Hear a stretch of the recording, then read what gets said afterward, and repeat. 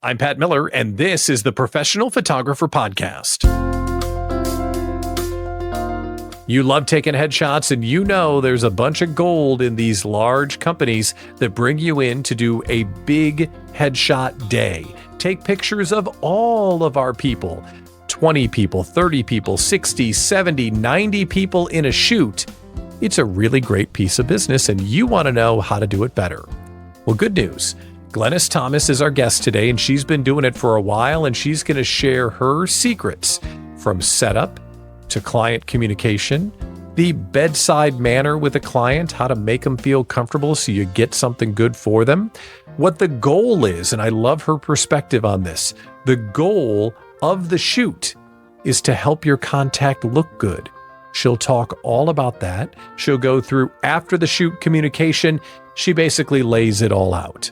And if that's not enough, we're even tagging her class in the show notes if you want to learn even more. Large corporate headshot days, how to do them well. Glynns Thomas standing by. We'll talk to her next. Glynns, welcome to the Professional Photographer Podcast. Great to see you. How are you today? Thank you. Great to see you, Pat. I'm doing excellent. It's a beautiful spring day, so just happy to see sunshine. Oh, sunshine. I've heard about sunshine. It's cloudy here in Milwaukee all the time, but we'll get sunshine for about 3 hours in July, so I'm looking forward to it. It'll be great. If someone hasn't met you yet, tell us who you are and what you do. Sure. My name, again, is Glynns, and I am a professional photographer, and I specialize in corporate headshots. The bulk of my work is I go on location to offices and I'll photograph either an executive team or the entire team. So I'm doing about 5 to 100 people at a time. And that's probably 95% of my work. The rest of it, I'm just doing individuals. That's a branch of work that a lot of people want to get into. And today we get to go behind the scenes on those big corporate jobs. But before we get into the details and the what to do and what not to do, what's the hardest thing about doing work like this? Is it the amount of time you have to spend? Is it dealing with the clients? Is it the business management of the whole thing? What makes this tough? I would say I've been doing this for 7 years now, so I have systems down, and systems are king. You have to have systems. But for me now, it's when I'm hitting my busy season and I have maybe 4 or 5 jobs a week, which is really stretching myself. And it's being able to stay on top of everything and stay organized and not confuse my jobs. Mm-hmm. I want to make sure that I'm saying the right client brand name, the right name when I show up. I have the right lighting diagram when I show up, because it can get really hectic. So making sure that I'm clear about each of the jobs that are just back to back to back, and I am able to make the appropriate amount of time after the fact for follow-ups, for retouching and closing out of a job. I don't schedule specific days that I photograph, like I know some photographers do, but I want to be available to when my customers need me. And a lot of times these are a quarterly meeting or an annual meeting, and I just need to be available. So I can't do that pre-planning to make sure that I'm building enough of the back end. So I'm planning that on the go and just trying to make sure I don't drop any balls when it gets really busy. Now, this is kind of just a side quest kind of question, but you brought up something that made me go, wow, I wonder how she handles that. So your biggest client says, we're doing a corporate board meeting and we want you there on Sunday. Thinking about boundaries and lifestyle, do you just make it happen and charge them an inconvenience fee, or is that just part of the job? Like, how do you handle those personal boundaries with the demands of some of these large clients? Well, I should clarify, as a corporate headshot photographer, I don't work weekends. And it is extremely rare for a client to even want a weekend. I think that happened once last year. And and maybe it was even a studio, it wasn't even to come on location. And I said, absolutely, I charge 1.5 times for weekend shoots. And they said, yep, no problem. So it's not really something I need to worry about. And it's one of the things I love, that I can then be home. My kids are in college now, but before, I could be home when they're home. I could be home when my husband's home. I have no interest in working weekends. And that's part of the reason why I went down this path. Yeah, that's great benefit for sure. Well, let's set up a specific job that we get to reference throughout the entire interview, because if someone has a frame of reference of who you're going to be referring to, I think it will be easier to follow all the good stuff you're going to share. So for this example in this interview, let's set up a corporate job. Where are we going and how many people are you going to take pictures of? Sure. So I just did one recently. It was for probably a mid-sized construction firm, and they wanted to level up all of their headshots. These sorts of service-based companies need headshots, not necessarily to put on their website, although a lot of times that they do, but mostly to put into proposals. So they send out proposals to bid on jobs, and they want a great looking team, and they want to be able to switch in and out whoever's going to be on that team for each of those specific pages of their proposal. So this particular company contacted me. They have 2 offices in California, one in Northern and one in Southern California. And they had me go, I photographed over 2 days, and 2 in Northern and 2 in Southern. I did about 35 headshots in Northern California, and then I spent a half day doing what they like to call in their industry marketing stock images. So they're custom stock images. I go around their offices, primarily taking pictures of people interacting with each other. These aren't used in proposals. They're used for company culture and recruiting purposes, and then also just when they have company internal newsletters, each of the offices kind of get to know each other.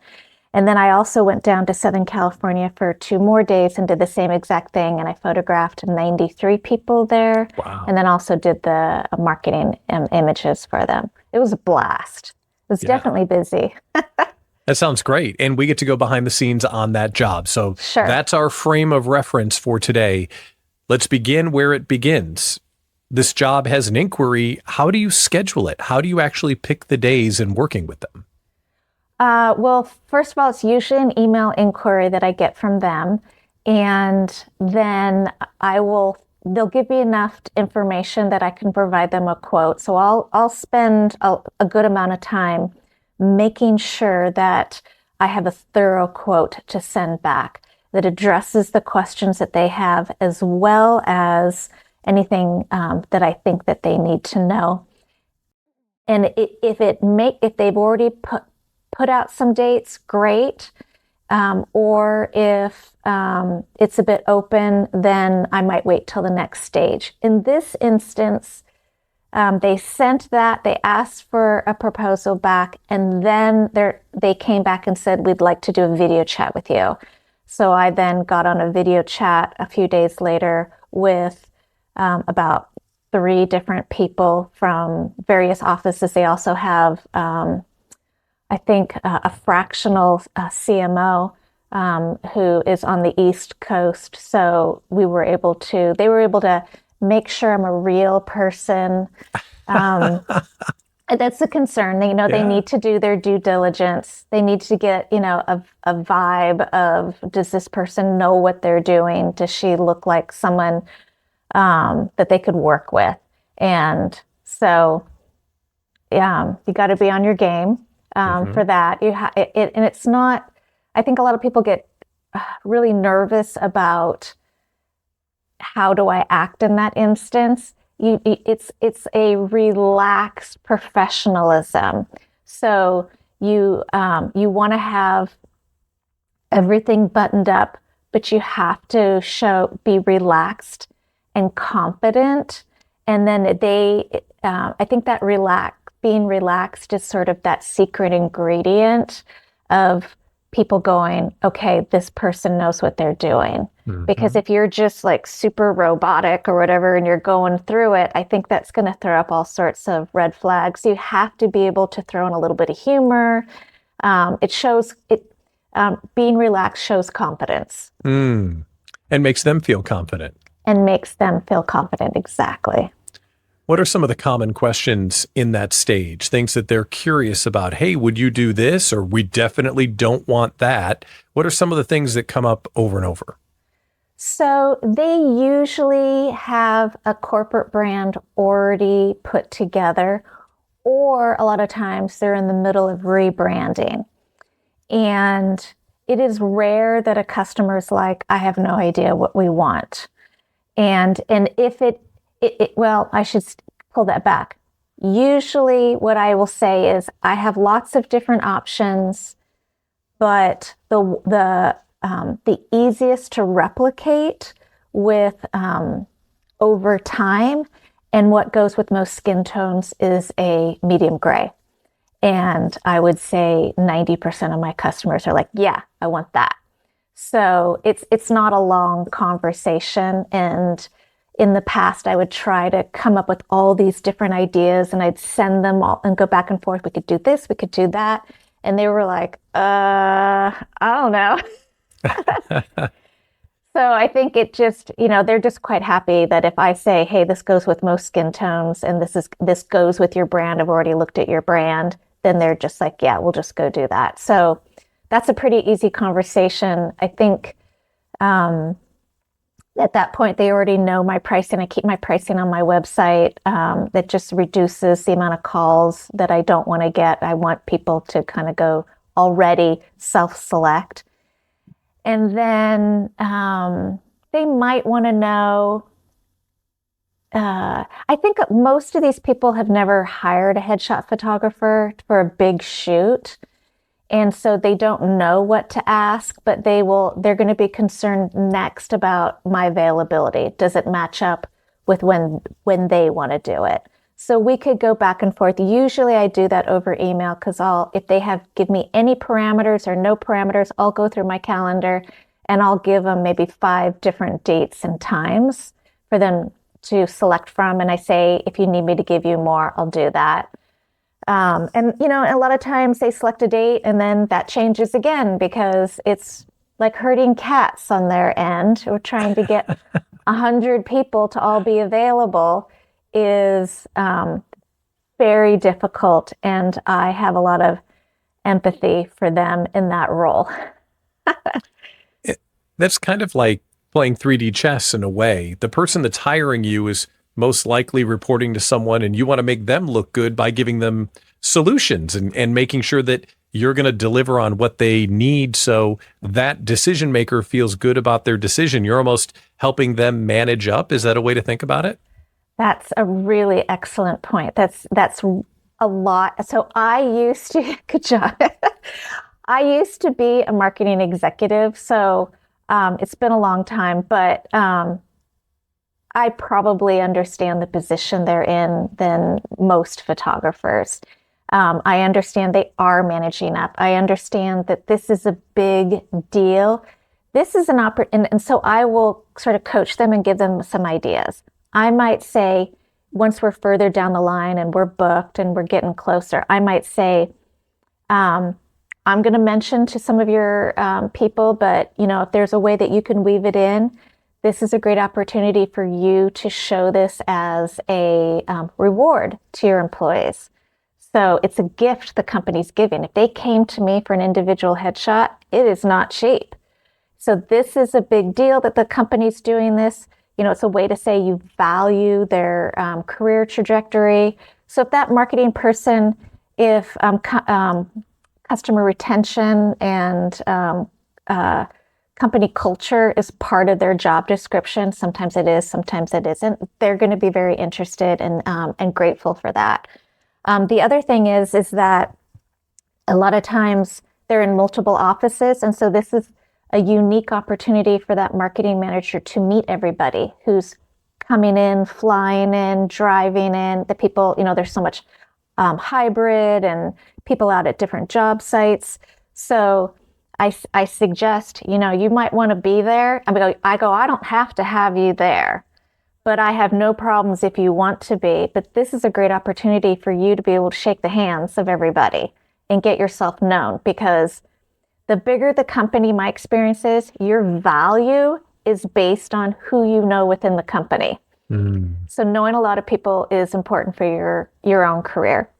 And then secondly, because I am photographing the executive board, I am photographing their peers, and I am photographing maybe those brand new to the company, what I do reflects on them. And so I want to make sure that I am making everybody really happy, giving a great experience. And I have had people come back to me and say, I have never had this many compliments from a vendor before. And so I have seen people, I don't know if what I did related to it, but I would like to think that it had something to do with it. They got promoted several months later. You know, it's a big deal to up your brand and to put in more assets and to spend the money that they don't normally have in their annual budgets. This is a big deal for them. And if I can tick all those boxes and make it all happen with ease for them and not give them a lot of work, I'm golden. They're my customer. So at least for them, you know, I've been doing this for only 7 years, but so far I haven't lost a customer. I get repeat, because my job isn't necessarily to provide them the best looking headshots ever. It is to provide a turnkey, easy solution that makes my point person who hired me look great. Getting them promoted, we like to call that the Glynns effect around here. Yeah. Look it up, glynnseffect.com. It's what happens when you hire her. It's just, it comes with the territory. I want to get on to what happens the day of the shoot and some other big goals around one of these sessions. But I am really curious. You're herding over 100 cats. People get sick. People are on vacation. You mentioned hybrid employees. If you show up for 2 days in Northern and 1 day in Southern, what if someone's not around? How do you handle that? It happens every single time. I have to say, this last one, when I was down in Southern California, that marketing manager was so on top of it, and she got 100% participation. And I said, you are the first that's ever done that. There's always somebody who's going to call in sick on the day, or, you know, got rushed into an emergency meeting, whatever. But what I do in advance of that is, if we have a large amount of people, I offer that I set up a scheduling calendar for them. So I can give them a URL that's got tips on how to prepare, and then a link to a calendar, and then everyone can choose their time slots. And then I give them updates of who is signed up as it gets closer, so they know who to go and bug. And then they know what is on the plate. And then even at the last minute, I mean, there's going to be people who don't come in order. There's going to be people who come in late. There's going to be people who just don't show up. That's all fine. Like, I can handle it. I don't care what order they come in. This schedule is really just for them to make sure that people have committed. I use a software program called Headshot Tools that has completely changed my life in this. So it doesn't matter what order they come in. I can just look their name up and double click it, and I'm off to the races. So, but yeah, so getting all that, and then inevitably people can't show up, and inevitably there's going to be new hires. So I have my studio available for those people, because it's less expensive for them to send them over to my studio than for me to come on location. I have certain customers that bring me back every spring and every fall. And so they just wait till they get enough people. I usually say 5 or more people, and then I go back. But the rest of them that just have, one-offs here and there, or they have a brand new executive that started and they can't wait, they've got press releases going out and so forth. They just send them over to my studio. I have a special web page just for them. And we get it done, and I make it look like the same as everybody else's, and everybody's happy. Love it. Let's talk about what happens the actual day of the shoot, because we're going behind the scenes. So are you rolling up with a team full of people, or are you setting it all up by yourself? I used to bring a team if I had, let's say, 100 people, but I can do it all on my own now, unless they want a hair and makeup artist, which is rare for me. It does happen, but it's not often. So between the different software programs I use and my kit, if it's local, I just load everything in the car, and then I've got one of those foldable wagons, and then I just bring everybody and everything in one trip. And I like to say I'm setting up my house. I don't tell too many people that, but I sort of feel like once you get I've got my camera on a tripod in the front, I'll have an eyeliner or reflector down below them. I might have another reflector up to the side of them. And then I might have lights on the background, or I might have rim lights, strip lights on the sides of them. And then I have my backdrop in the front. So it kind of becomes sort of this square or rectangle. And I sort of feel like I'm setting up house in their house. So yeah. I get that all set up. And then, and for some people, it's really intimidating. And some people, it's fascinating or whatever. But it's clear where they need to stand. I make that clear, and we just chat. And gosh, when I first started doing this, I was only doing individuals, and I would probably spend 2.5 hours with one person. And I thought I could never do 5 minutes or 3 minutes with a person. And if I could, I would hate it. And now that I've done it, I'm like, I don't want to spend any more than 5 minutes with somebody. We have a great time in those 5 minutes. But it's some people will say they're so amazed that I can make this big, huge setup in their place from that one wagon. And I think I told someone it's kind of like camping gear. The more expensive it is, the tighter it packs up. So you can get some really great gear, put into a single wagon, and it just makes a whole entire house when you arrive. We need to have a for real talk about those fold up wagons though, because they are magic. Aren't they just the coolest things? You can fit a whole clown car into one of those things. Oh yeah, totally. I've had mine. I bought it ages ago. It's got to be 20 years old now. And it's a tank. It works great. Yeah, those are the real MVP. How long does it take to set up your house? Is that 10 minutes, an hour? How long? I ask for an hour to set up. I usually try to come in. I say I arrive an hour earlier. I usually come a little bit more than that because sometimes the space that they decided for me isn't the best. I want to make sure that that's all decided. And I take an hour to set up. I spend about a half an hour getting all the equipment up. And then I spend a half an hour getting all the electronics set up, and then go through my test shots. And then that allows me enough time that I would probably be done 45 minutes early. So it's 45 minutes, I guess, because I've learned that there are always people that once they see everything set up, they think you're ready to go, and they want to get it done and out of the way. So people will start rushing over 20, 15 minutes early, say, can you take me? Can you take me now? So it is important to be set up earlier. Otherwise, then you're panicked and you're rushing. So, and then your test shots, if I'm not, thoroughly done my test shots, then I'm fiddling throughout the shoot. And I shouldn't be fiddling. I need to dial that in before I really start going. One more thing on setup. Do you recommend that people, I don't want to say splurge, but not skimp on that gear, the lighter, the more compact, the easier to fold? Sometimes that is a little bit more expensive, but when you're trucking it around 20 or 50 times a year, that makes a difference, doesn't it? Oh, I see your point. Yeah, you want gear that's going to last. But, I have some of my stuff's expensive, some of it's not so expensive.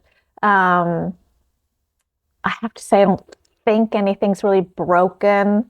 I am cognizant of not throwing stuff around and making sure I pack it. I don't put my umbrellas down on the bottom. Umbrellas always go on top because those are pretty delicate.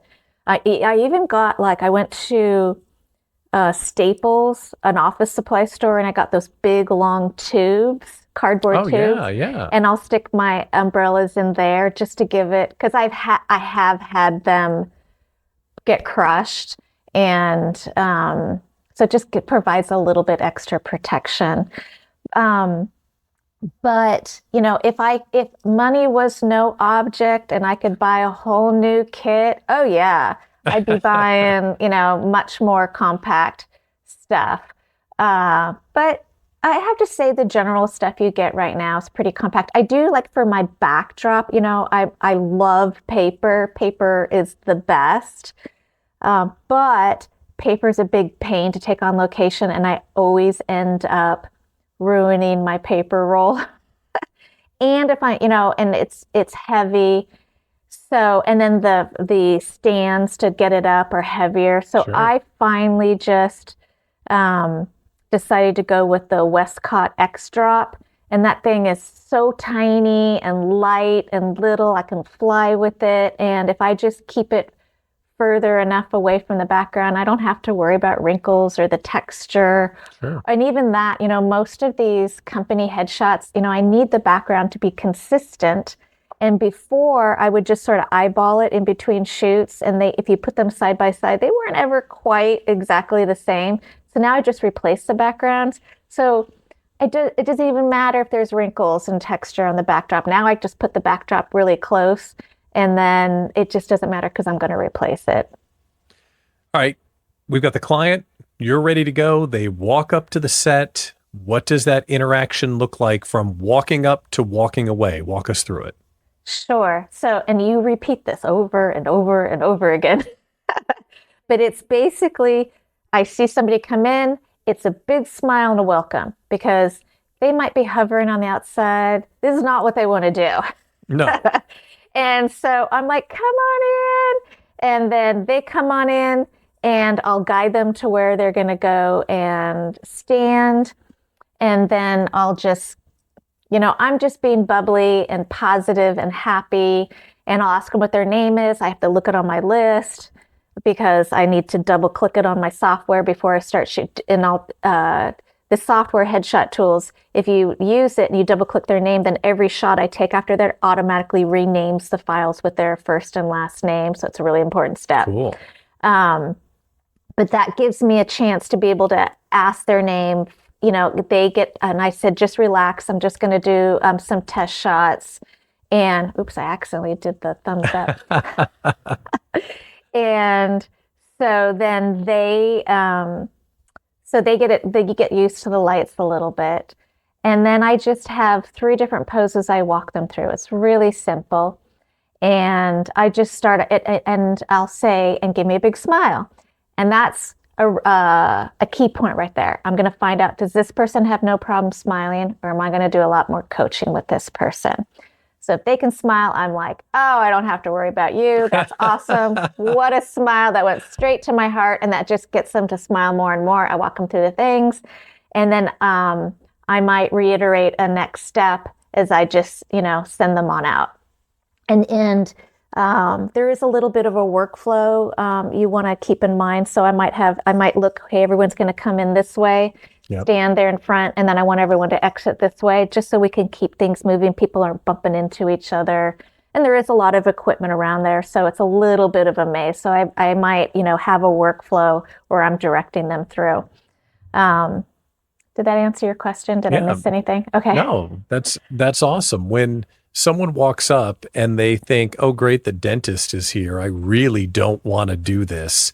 You mentioned complimenting their smile and joking with them a little bit. But when you have one of those really hard cases of people that really don't want to be there, do you ever just put your camera down and have a conversation with them? I mean, how do you warm them up to get the confidence to be themselves in front of the camera when you know they don't want to be?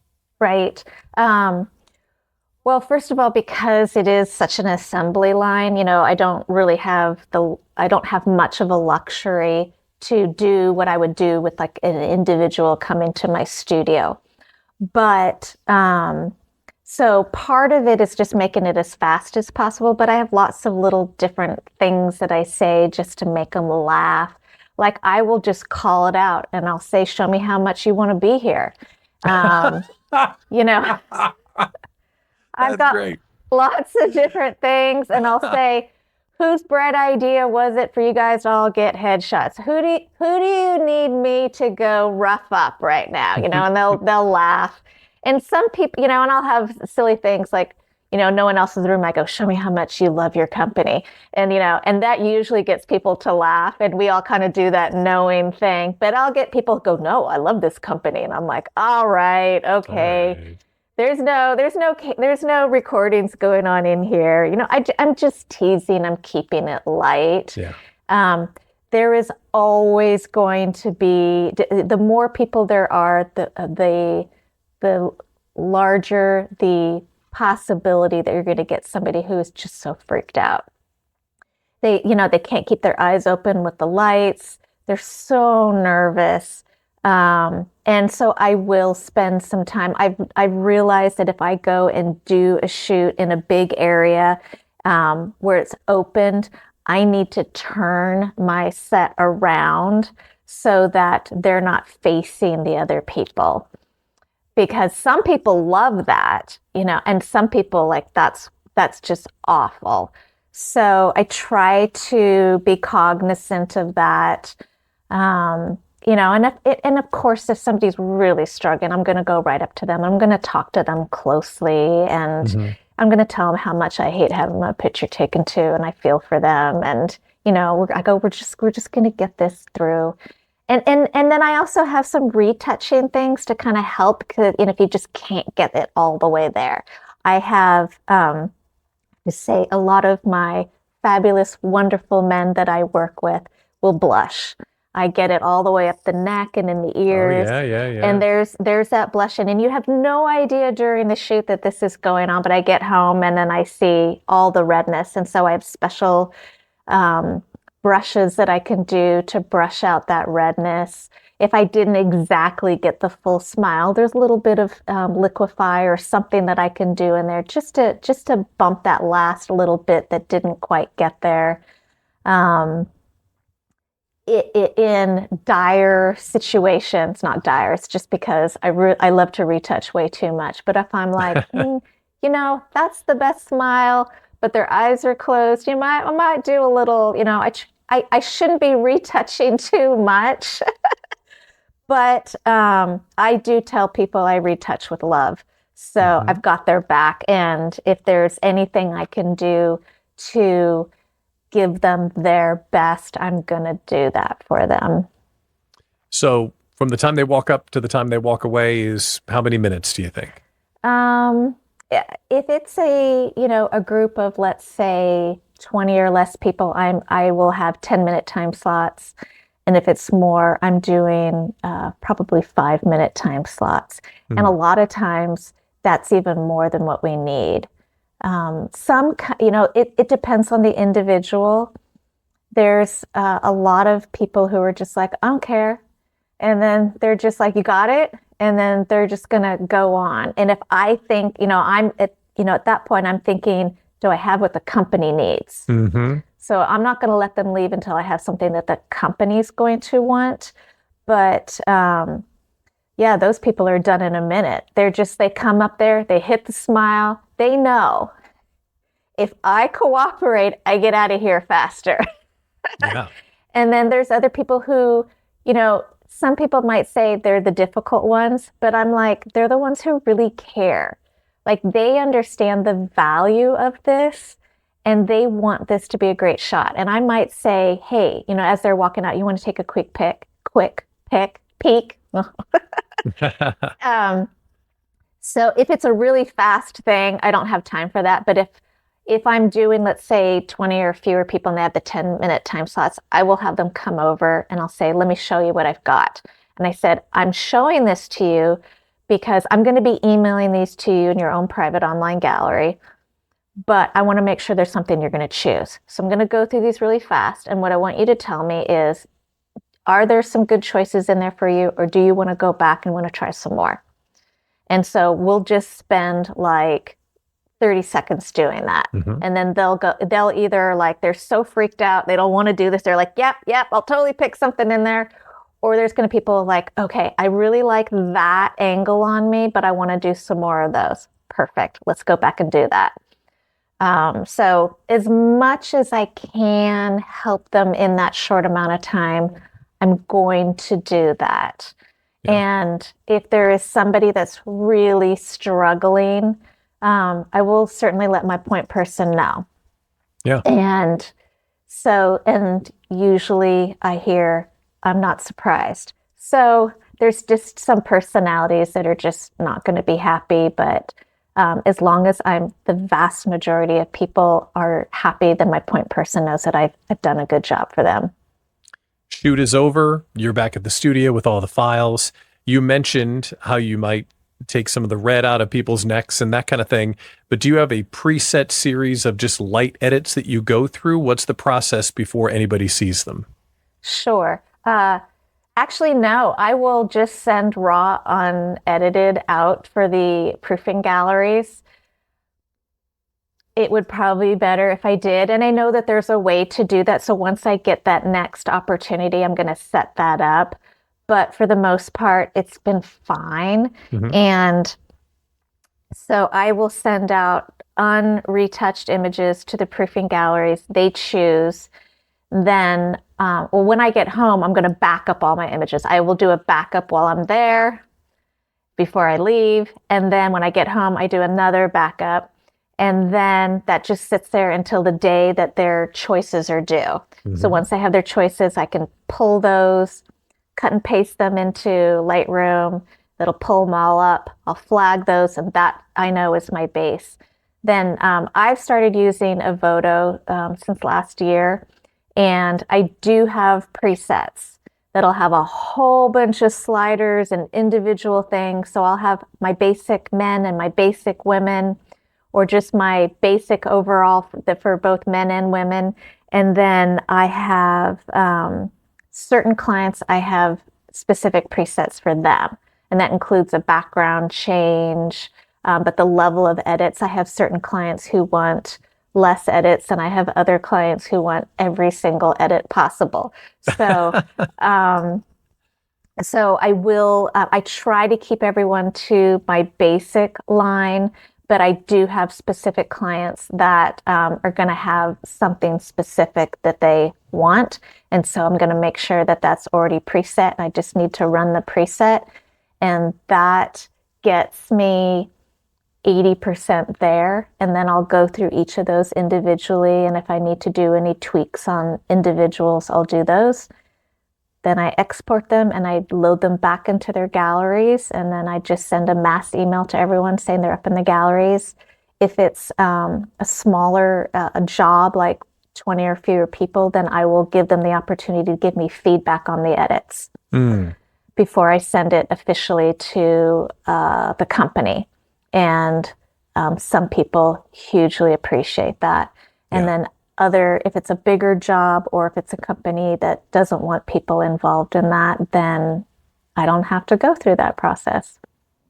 Those presets might not seem like a big deal inside the industry, but to someone that's outside the industry, you mean you can give me all of these images formatted and shaped exactly the size that I need them, and I don't have to do it? That's a godsend. On your end, it's click, click, and their output that way. But for a civilian, that's a lot of hard, like tedious work that you're saving for them.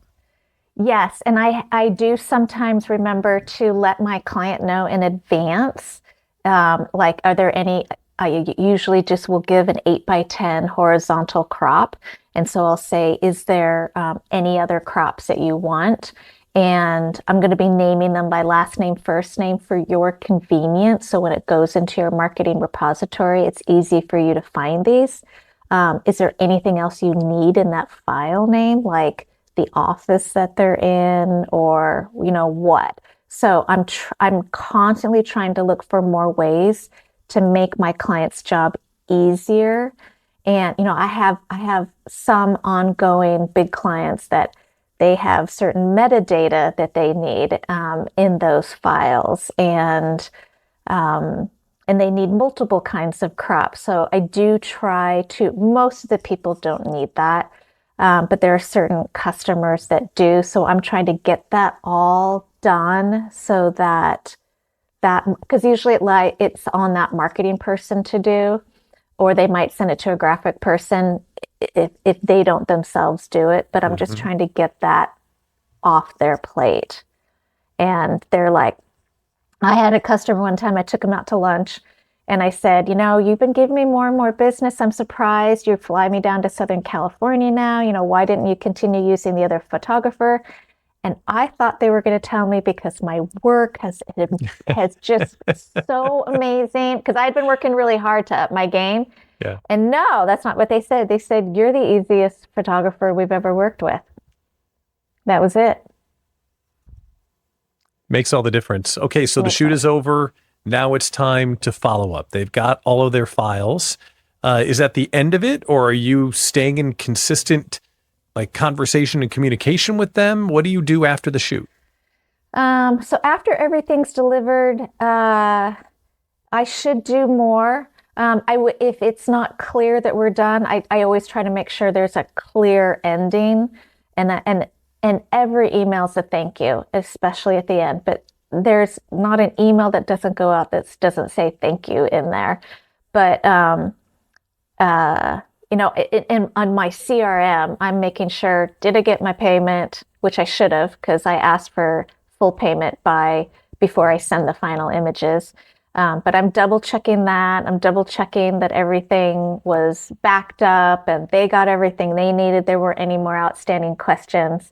And so I'll say my final email and I'll say, it's just been a pleasure. Absolutely love this project. You have such a great team. Here is my link. If you get any new hires or anybody who missed the shoot, here's where they can sign up for a time slot. And then I charge you later directly. So it's not my public facing for individuals where they have to pay in advance. And so they know they've got that going forward. I used to do a monthly email that then turned into a quarterly email, and now it's an annual email newsletter. Because you're a business of one, it gets really busy. But I do an annual email right before the fall season, which is my busiest season, and so everyone will get that. Anyone I've ever worked with, they're going to get that. But mostly how I stay top of mind is through LinkedIn, because I've ended up focusing on people who are companies that are active on LinkedIn,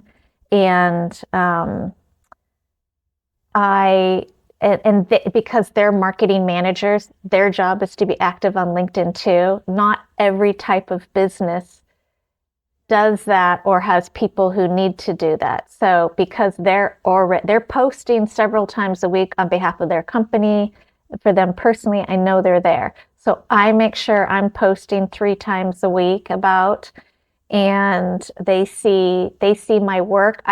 For me, it's like the best way to keep in touch. It's not a formal email newsletter that they're just going to delete or scan through. It's like they're seeing this snapshot of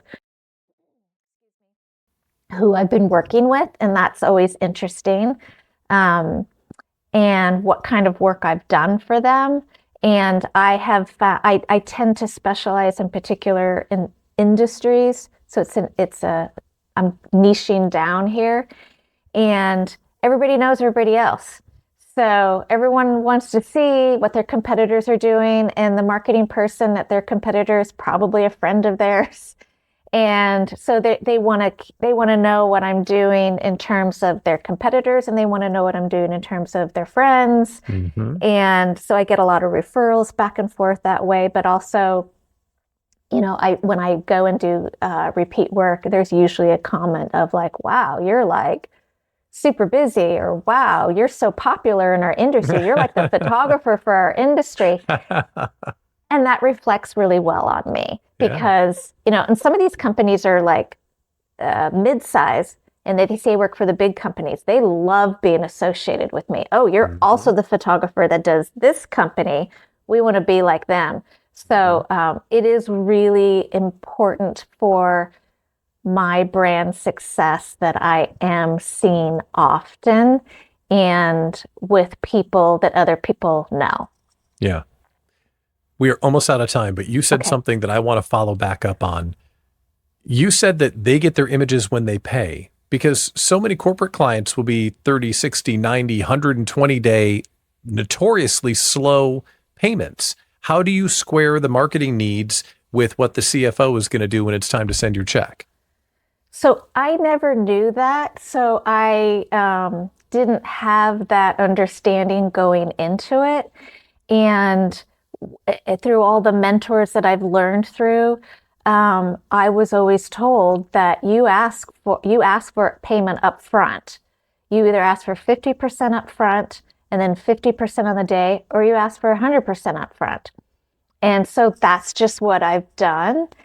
There are some clients that are repeat clients that I will just get lax with just because we've worked a lot together. I know I'm going to get it, but sometimes they get a little too lax. So I'm like, I got to rein them back in because 2 months is not acceptable. Yeah. There are a few clients. There's like a magazine. When I work with the magazine, they're like, we don't pay you till like 90 days later. That's just the deal. Mm-hmm. Yes, usually what I mostly care about is that in order for them to secure that session, and I'm not going to give that day to anybody else, you have to pay 50% up front. Yep. And so you either need to rush that check, use your personal credit card. Sometimes they have to they can't, their corporate credit card's got a problem. They got to do that, and they will figure that out.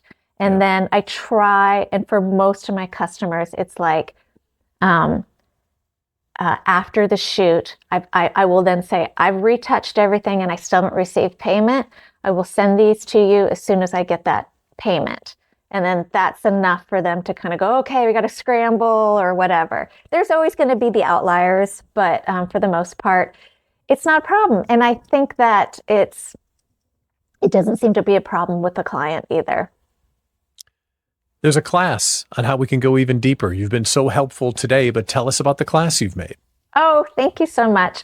Well, there's a couple. There's actually one. If you go to headshottools.com, they have an archive of free classes. And so I did one where I go in depth on LinkedIn, but I did present it Imaging USA, and I have that one for sale that you can purchase where I'm going to go a lot more in depth into this, as well as how I market to be having 70 to 80 jobs a year of that. And should I just state the URL? Yeah, go ahead, share it. So it's my name, my website. It's Glynns Thomas. It's GLYNNS and then THOMAS.com. And then it's slash, what is that called? A backward slash? Yeah. 2025 hyphen IUSA hyphen video. And all the information's there, and you can purchase that and have that and hopefully learn a whole lot. I poured in everything that I could think of and all my secrets. So there you go. All the secrets, including the tubes from Staples. That was the secret of the day. That was a winner. We will also, of course, put that link in the show notes so that way you can find it real easily. Glynns, thank you so much for coming on the Professional Photographer Podcast. I appreciate it. Thank you so much for having me. It was an honor. Thanks for tuning in to this week's episode of the Professional Photographer Podcast. Before you go, can you do us a favor? Leave us a comment. We love likes and we love subscriptions, so do both of those things, but we do love the comments because the comments will let us know, what did you enjoy about this week's episode? What did Glynns say that's going to make you money? Or what did she say that made you reconsider how you do large corporate headshots? Leave us those comments because it helps us build a better show. And if you want to build a better studio, you should join Professional Photographers of America. If you're not yet a member, you're missing out on what PPA offers. We're talking incredible resources like equipment insurance, top-notch education, and a supportive community of photographers ready to help you succeed. It's perfect for photographers who are serious about growing their business in a sustainable and profitable way. At PPA, you belong here. Discover more about membership at ppa.com. That's ppa.com. I'm Pat Miller, founder of the Small Business Owners Community and the Small Business Summary newsletter. Thanks for joining us on this journey, and we will see you right back here with the Professional Photographer Podcast real soon. Take care.